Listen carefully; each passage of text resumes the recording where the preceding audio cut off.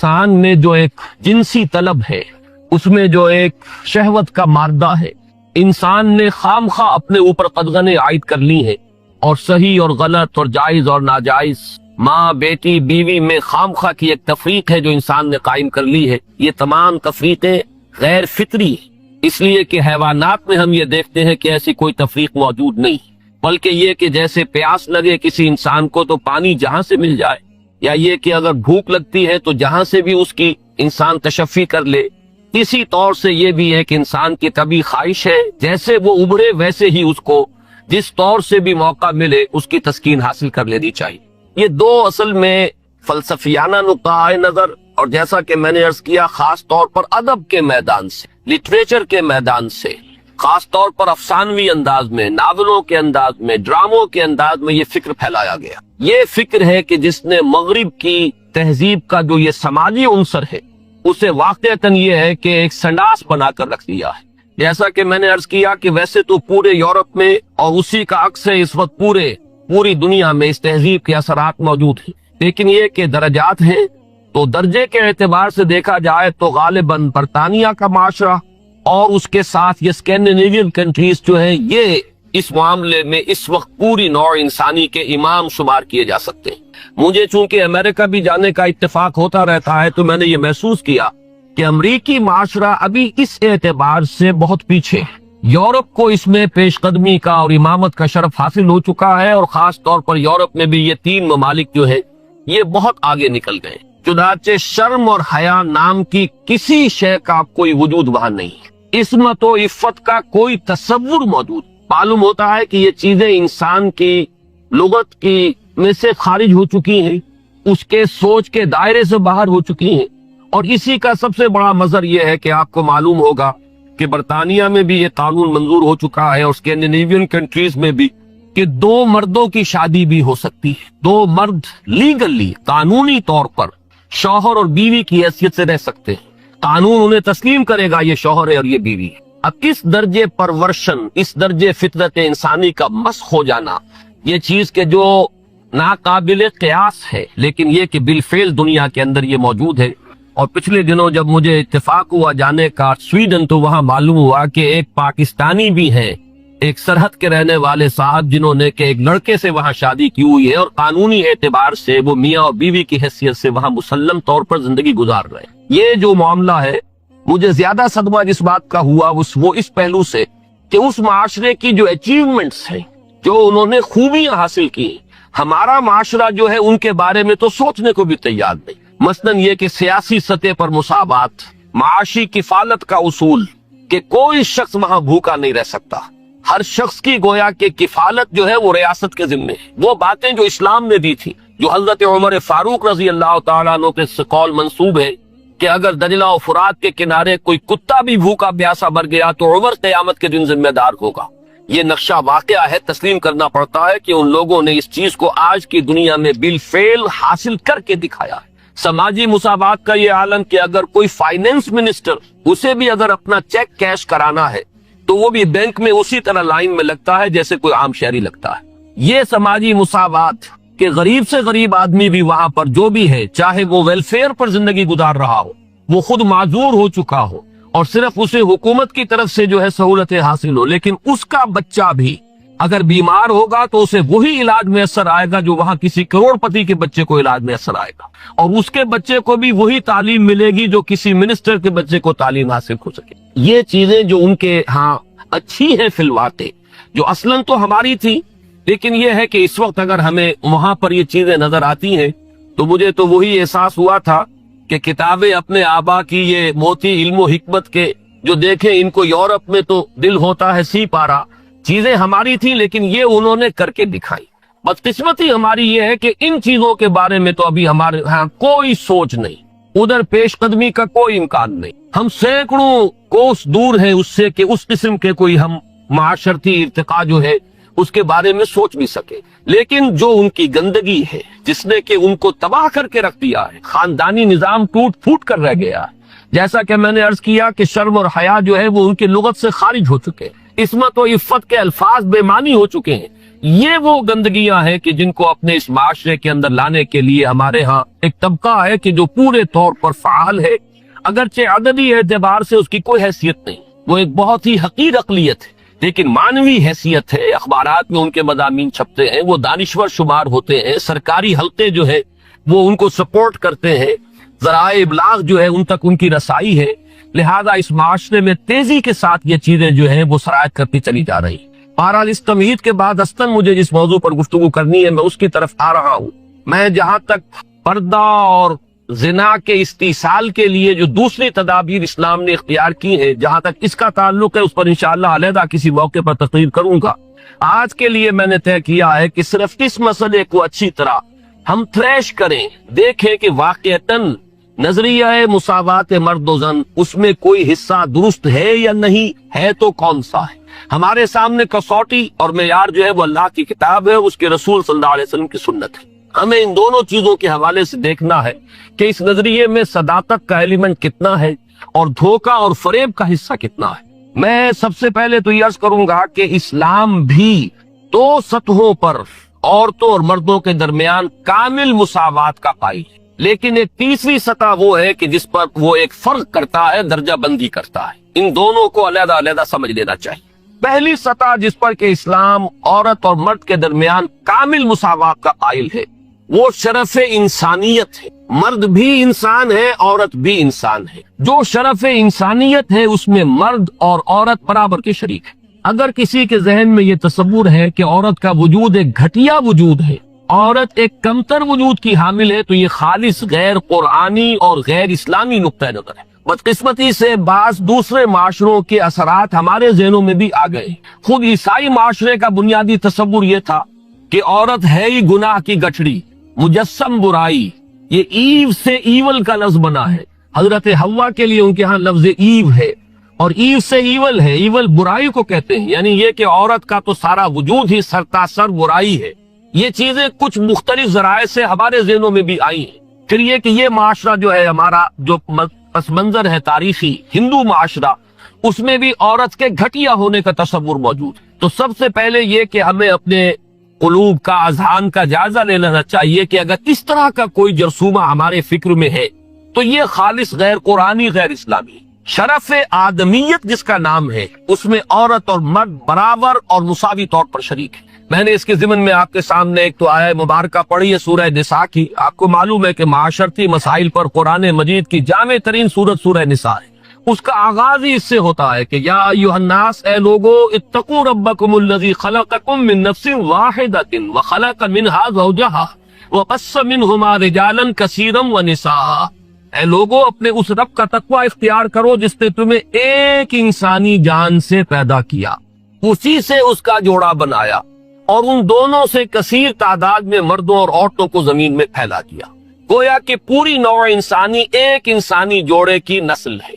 آدم اور حوا علیہ السلام انہی کی اولاد ہے۔ تمام انسان، اس پہلو سے تمام انسان بھی برابر ہیں، اگرچہ نسلیں ان کے اندر وجود میں آ گئی ہیں، اگرچہ شکلیں مختلف ہو گئی ہیں، رنگتیں ان کی تبدیل ہو گئی ہیں، ایک دوسرے سے بہت مختلف ہو گئی ہیں، لیکن یہ کہ تمام شعوب و قبائل کا فرق ہو یا لونی یا لسانی فرق ہو، ان سب کی کوئی حقیقت اس اعتبار سے نہیں ہے کہ کوئی ان میں اونچا ہو جائے، کوئی نیچا ہو جائے۔ کلکم بنو آدم و آدم من تراب، تم سب کے سب جو ہو آدم کی نسل سے ہو، اور آدم مٹی سے بنائے گئے تھے۔ لا فضل لعربی علی عجمی ولا لعجمی علی عربی ولا لاحمر علی اسود ولا لاسود علی حمر الا بالتقوی۔ یہ معاملہ جہاں عربی اور عجمی اور کالے اور گورے کے مابین ہے، وہیں مرد اور عورت کے مابین بھی ایک ہی انسانی نسل۔ اور آج بھی آپ دیکھیے آدم و حوا سے آگے گزر کر آخر ایک ہی ماں باپ کی اولاد میں بیٹے بھی ہوتے ہیں، بیٹیاں بھی ہوتی ہیں، ایک ہی ماں کے نطفے سے بیٹا بھی ہے اور بیٹی بھی ہے، ایک ہی ماں کے بطن سے بیٹی کی بھی ولادت ہو رہی ہے اور بیٹے کی بھی ہو رہی ہے۔ تو کوئی فرق و امتیاز ان کے مابین اس پہلو سے کہ مرد مرد ہونے کے ناطے اعلیٰ ہو اور عورت عورت ہونے کے حوالے سے گھٹیا اور ادنا ہو، یہ خالص غیر اسلامی، غیر قرآنی تصور ہے۔ شرف آدمیت، شرف انسانیت میں یہ بالکل مساوی۔ دوسری چیز کہ جس میں اسلام پوری مساوات تسلیم کرتا ہے، وہ ہے نیکی کا میدان، خیر کا میدان، اخلاق کا میدان، روحانیت کا میدان۔ اس میں بھی دونوں برابر ہیں، ان میں کوئی تفریق نہیں، کسی پہلو سے کوئی فرق نہیں۔ میں نے اس کے ضمن میں ایک طویل آیت قرآن مجید کی آپ کو پڑھ کر سنائی ہے، آپ خود غور کریں گے کہ یہ جو گردان کا سا انداز یہاں لیا گیا ہے سورہ احزاب کی آیت نمبر 36 میں، آیت نمبر 35 میں، اس سے آپ خود اندازہ کر سکتے ہیں کہ تصور کیا دینا مقصود ہے۔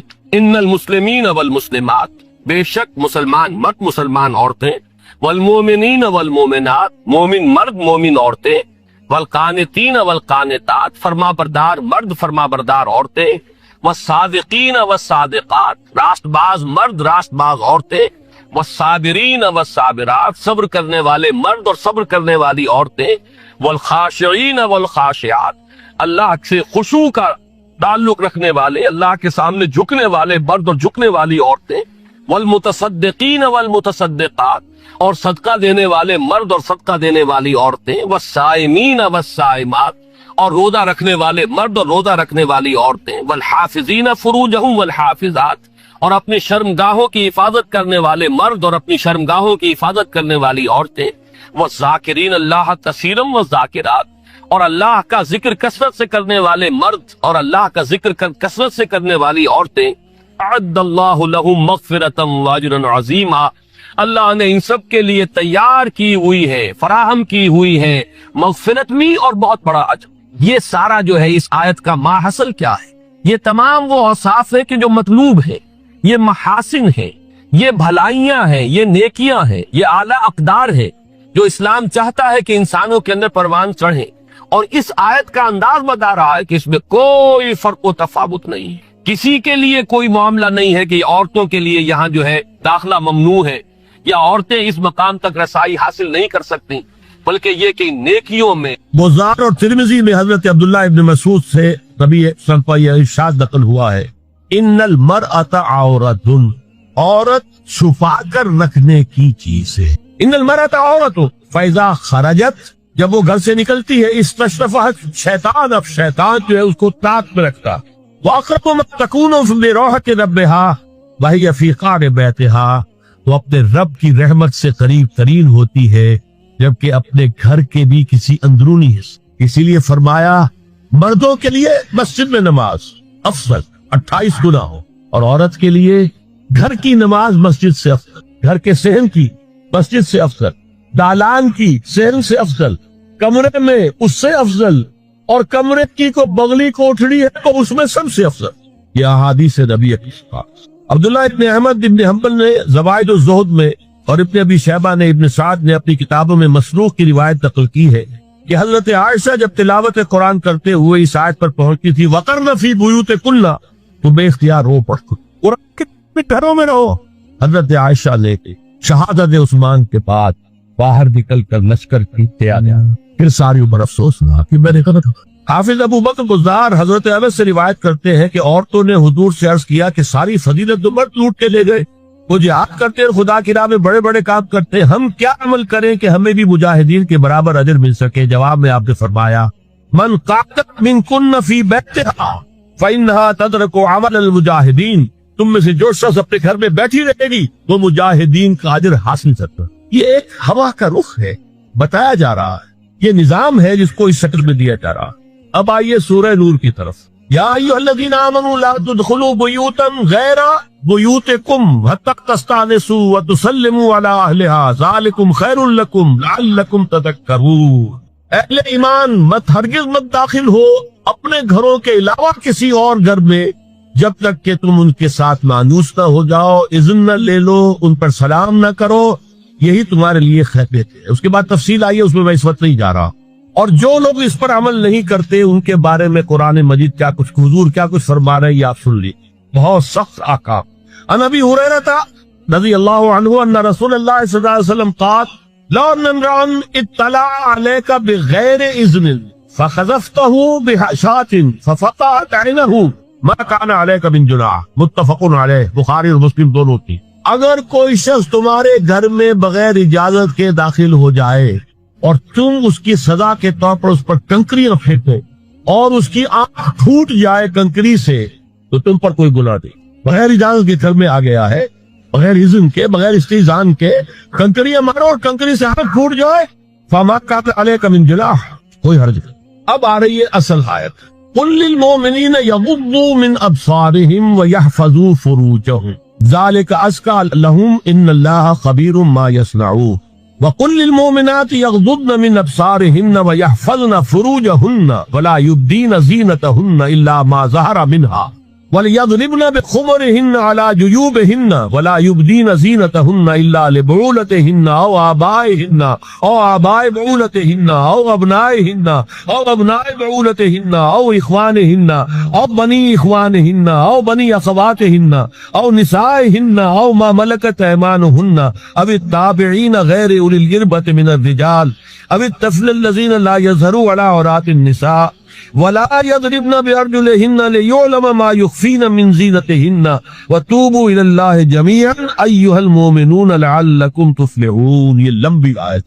اہل ایمان، اے نبی کہہ دیجئے اہل ایمان مردوں سے اپنی نگاہیں نیچی رکھا کرے اور اپنی شرمگاہوں کی حفاظت، یہی ان کے لیے زیادہ پاکیزہ عمل ہے۔ ان اللہ خبیر بما یصنعون، اور جو کچھ وہ کر رہے اللہ اس سے واقف۔ وقل للمؤمنات یغضضن من ابصارہن، اور مومن عورتوں سے بھی کہہ دیجئے کہ وہ اپنی نگاہیں جو ہے نیچی رکھا کرے، ویحفظن فروجہن، اپنی شرمگاہوں کی حفاظت کرے، ولا یبدین زینتہن الا ما ظہر منہا، اور اپنی زینت کو ظاہر نہ کیا کرے سوائے اس کے کہ جو بالکل ظاہر ہو جائے۔ قل للمؤمنین یغضوا من ابصارہم ویحفظوا فروجہم ذالک ازکی لہم ان اللہ خبیر بما یصنعون۔ نوٹ کر لیجئے کہ یہ اب کہاں ہو رہا ہے؟ گھر میں داخلے کے بعد، گھر میں داخلہ اجازت سے، اور داخلہ ہوگا صرف محرموں کا، گھر کے اندر جو ہے وہ نامحرم تو نہیں آئے گا۔ یہ میں آگے بیان کر رہا ہوں۔ وَقُلْ لِلْمُؤْمِنَاتِ يَغْضُضْنَ مِنْ أَبْصَارِهِنَّ وَيَحْفَظْنَ مِنْ فُرُوجِهِنَّ، اور کہہ دیجئے مومن عورتوں سے بھی کہ وہ بھی اپنی نگاہیں جھکا کر رکھیں اور اپنی شرمگاہوں کی حفاظت کریں۔ وَلَا يُبْدِينَ زِينَتَهُنَّ إِلَّا مَا ظَهَرَ مِنْهَا، محرموں سے پردہ کیا ہے؟ محرموں سے اس کا نام ستر ہے، عورت کا پورا جسم ستر ہے سوائے چہرے کی ٹکیا اور یہ ہاتھ اور یہ پاؤں، بس۔ کیا مطلب ہے؟ بھائی بھی نہیں دیکھ سکتا بہن کے جسم کا کوئی اور حصہ، باپ بھی نہیں دیکھ سکتا بیٹی کے جسم کا کوئی حصہ، یہ ستر ہے، ستر محرموں سے پردہ ہے۔ وَلْيَضْرِبْنَ بِخُمُرِهِنَّ عَلَى جُيُوبِهِنَّ، یہ بھی گھر کے اندر کی بات ہو رہی ہے، چونکہ میں پہلے بتا چکا ہوں جلباب ہوتا تھا جب گھر سے باہر نکلتی تھی عورت، تو وہ اپنی چادر لپیٹتی تھی، اپنے چہرہ نہیں ڈھانپتی تھی، صرف چہرے کا حکم دیا گیا اس کے ضمن میں۔ وہ سورہ احزاب کی آیت ہے، وہ رہ گئی، میں بیان کر دوں گا۔ اور خمار اوڑھنی ہوتی تھی جو گھر میں اوڑھتی تھی، گھر میں ظاہر بات ہے کہ جلباب تو نہیں لیا جا سکتا، آخر گھر کا کام کاج کرتا ہے، ہلکی سی اوڑھنی وہ گھر میں، لیکن فرمایا وَلْيَضْرِبْنَ بِخُمُرِهِنَّ عَلَى جُيُوبِهِنَّ، اور انہیں چاہیے کہ اپنی اوڑھیوں کے، بکل اوڑھنیوں کے اپنے سینوں کے اوپر، گریبانوں کے اوپر بھی مار لیا کریں۔ اب اس کے بعد فرمایا وَلَا يُبْدِينَ زِينَتَهُنَّ إِلَّا لِبُعُولَتِهِنَّ، اب یہاں یہ زینت کا لفظ آ رہا ہے چہرے کے، اور چہرے ہی میں کچھ سنگھار بھی ہوتا۔ اب ان کے لیے کہا گیا کہ چہرے کی زینت اور چہرے کے اوپر اگر کوئی بناؤ سنگھار ہے، زیور ہے، اس کی زینت نہ ظاہر کریں، مگر اب یہ یہاں تفصیلی آئی ہے جو محرم ہے ان کی تفصیل۔ تو فرمایا کن کے سامنے ظاہر کر سکتی ہے؟ الا لبعولتہن، سب سے بڑھ کر تو شوہر، اور آبائہن، اور یہ آپ نے باپ، اچھا باپوں میں نوٹ کی دی، باپ حقیقی ہو، اخیافی ہو، اللاتی ہو یا رضاعی ہو، یہ چاروں قسم کے باپ اس میں شامل۔ جس عورت نے دودھ پلایا تھا اس کا شوہر بھی باپ ہے، اور آبائے بعولتہن، اپنے شوہروں کے باپ، یا ابنائہن، ان کے اپنے بیٹے، بیٹوں میں بھی آئیں گے چاروں، اللہ کی اخیافی، عینی اور رضاعی، او ابنائے بعولتہن، اور اپنے شوہروں کے بیٹے، ہو سکتا ہے شوہروں کی اور بیویاں کی ہو، تو ان کے بیٹے بھی جو ستیلے بیٹے ہیں وہ بھی محرم، ان سے کسی شکل میں کبھی شادی نہیں ہوتی۔ او اخوانہن، یا ان کے بھائی، او ابنائہن، یا اپنے بیٹے، او ابنائے بعولتہن، یا اپنے شوہروں کے بیٹے، او اخوانہن، یا اپنے بھائی، او بنی اخوانہن، یا اپنے بھائیوں کے بیٹے، او بنی اخواتہن، اپنا بھتیجا، شوہر کا بھتیجا نہیں، اپنا بھتیجا محرم ہے، اپنا بھانجا محرم ہے، شوہر کا بھانجا محرم نہیں ہے۔ او نسائہن، یا ان کی عورتیں، اپنی عورتیں، جان پہچان کی عورت، او ما ملکت ایمانہن، یا جو ان کے داہنے ہاتھوں کی ملکیت، باندیاں، غلام۔ اس میں عرض کر چکا ہوں کہ اس میں کافی اختلافات ہیں۔ یہ بھی ہے کہ اس سے مراد صرف باندیا ہے، غلام مرد ہے، یہ بھی ہے کہ مرد بھی ہے، اور یہ بھی ہے کہ مرد جب تک کہ وہ بالی ہو. لیکن میں اس بحث میں یہاں نہیں جانا چاہتا، یہ بالفقہ کی بحث ہو جائے. اب التقعین غیر اولی الارباح، کچھ ایسے لوگ بھی ہوتے ہیں، کوئی کسی کے گھر میں تو اندھا آدمی رہ رہا ہے، یا کوئی اور کسی وجہ سے کوئی مریض ہے، اسے آپ نے پناہ دے رکھی ہے، انہیں عورتوں سے کچھ سروقات ہے. اب الطفل الذین لم یظہروا علی عورات النساء، یا وہ بچے کہ جن پر ابھی عورتوں کے پوشیدہ حالات واضح ہی نہیں ہے، پتہ ہی نہیں ہے انہیں، ابھی انہیں جنس کا کوئی احساس ہی نہیں ہے. یہ ہے فہرست جو دی گئی ہے کہ جن کے سامنے عورت کھلے چہرے کے ساتھ اور اپنی جو اضافی زینت بھی ہو، کوئی زیور وغیرہ یا کوئی بھی سرما وغیرہ ڈالا ہوا ہے یا کوئی سرخی کو لگائی ہے معافی سے، اس کے ساتھ آ سکتی ہے. اور یہ وہ رشتے ہیں کہ جن سے کسی حالت میں بھی نکاح دیں. آگے سنیے، وَلَا يَضْرِبْنَ بِأَرْجُلِهِنَّ لِيُعْلَمَ مَا يُخْفِينَ مِنْ زِينَتِهِنَّ، اور چلتے ہوئے اپنے پاؤں زور سے نہ مارے کہ ان کی زینت ظاہر ہو جائے. اگر کوئی پازیب پہنی ہوئی ہے، کوئی جنوب وغیرہ ہے، تو اب اگر پاؤں مار کر چلے گی تو خراب سا ذہن جائے گا بیٹھے ہوئے کا کہ تو خاتون جا رہی. یہاں تک اس کے علاوہ یہ بھی ہے، تعطر کے بارے میں فرمایا ہے کہ اگر عطر لگا کر کوئی عورت گھر سے نکلی ہے، اذا استعارت المرأة فمرت على القوم ليجدوا ريحها فهي كذا وكذا قال قولا شديدا. اس ابو داؤد کی روایت حضور نے فرمایا جب کوئی عورت عطر لگا کر، خوشبو لگا کر نکلتی ہے کہ لوگ اس کی خوشبو سونگیں یا اس کو اوپر مطلع ہو جائیں تو ایسی ہے ایسی ہے. بہت سخت الفاظ حضور نے استعمال کیے کہ جس کو راوی نے نقل دی. عورت کے لیے خوشبو، عورت کی آواز کا پردہ ہے. اب دیکھیے کس حد تک آواز میں اس وقت عورتیں بھی شریک ہو.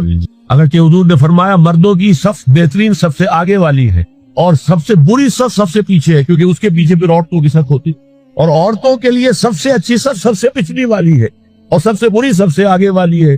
سب سے آگے والوں کے سامنے بربرق ہوتے تھے، ان کی پشت ہوتی. تو اسی طریقے سے اگر غلطی کی ہے تو مرد جو ہے کہے گا سبحان اللہ، امام سے غلطی ہو گئی ہے، مرد کیا کہے گا؟ سبحان اللہ. عورت کیا کرے گی؟ اپنے ایک ہاتھ کے پشت پر اپنا ہاتھ مارے گی، اپنی آوازیں نکال لے. آواز کا پردہ، چھونے کا پردہ یہاں تک ہے کہ حضور نے کبھی کسی عورت سے ہاتھ نہیں ملایا، اور آپ جب بیعت بھی لیتے تھے تو بس زبانی الفاظ کہلوائے اور کہا ٹھیک ہے بیعت ہو گئی. یا ایک کپڑا پکڑا، اس کا ایک سرا اپنے ہاتھ میں، دوسرا سرا خاتون کے ہاتھ، یا ایک تشت کے اندر پانی بھرا، اس میں ایک طرف اس نے انگلی ڈال لی اور ایک طرف حضور کی. لیکن مسافر لا اسافر النساء، ایک دفعہ ہوا بھی کہ بعض خواتین نے جب بیعت کی ہے تو پھر انہوں نے ہاتھ آگے بڑھایا.